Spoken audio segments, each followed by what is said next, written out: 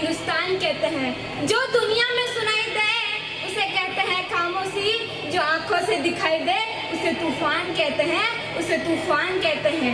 ये जो दीवारों के सुराग के सहारे का रोशनदान कहते हैं, अपने घर का रोशनदान कहते हैं।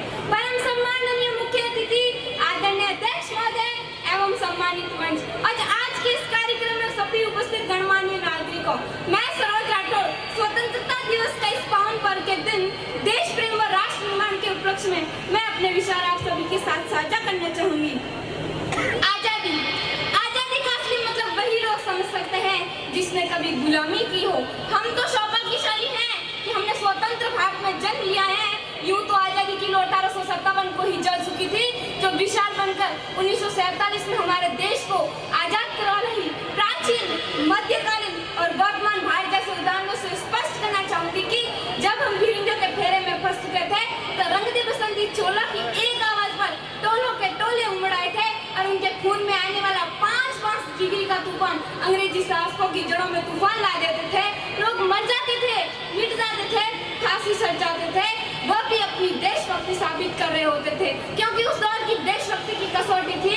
उसके बाद 62, 65 और 71 के युद्धों में सुहाग गवा देने वाली वो औरत, जब घर की हालत ये हो जाया करती थी कि प्यार भी भरपूर गया, मांग का सिंदूर गया, नन्हे नोने हालों की लंगोटियां चली गई, छोटी छोटी बेटियां की चोटियां चली गई, बाप की कमाई गई, भाई की पढ़ाई गई।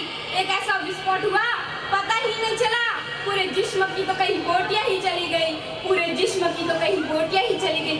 आपके लिए तो एक आदमी मरा है साहब, आपके लिए तो एक आदमी मरा है, किंतु मेरे घर की तो रोटियां ही चली गई, मेरे घर की तो रोटियां ही चली गई। वाले हालात पैदा होने के बावजूद भी एक माँ अपने बेटे को सरहद पर दुश्मनों की धज्जियां उड़ाने के लिए भेज देती है और उसे पत्र लिखकर ये भेजा करती है कि अम्मा ने खत लिखा है बड़े चाव से, अम्मा ने खत लिखा है बड़े चाव से, पुत्र मेरे ना घबरा जाना, 1 इंच भी पीछे न हटना, चाहे इंच कट जाना, चाहे इंच कट जाना।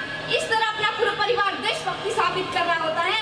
तब देश बलिदान मांगता था, तब देश लड़ जाने को कहता था, तब देश मर जाने को, मिट जाने को, फांसी सट जाने को कहता था, किंतु आज देश मर जाने को नहीं कहता है, आज देश मिट जाने को नहीं कहता है, बल्कि मेरे विचारों में यदि कोई व्यक्ति अपना काम पूरी ईमानदारी, पूरी मेहनत, पूरी लगन से करे ना, तो वही सच्चा देशभक्त है और वही सच्चा राष्ट्र प्रेम है।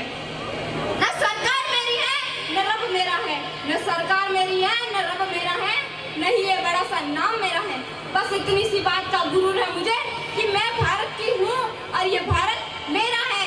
जय हिंद, जय भारत।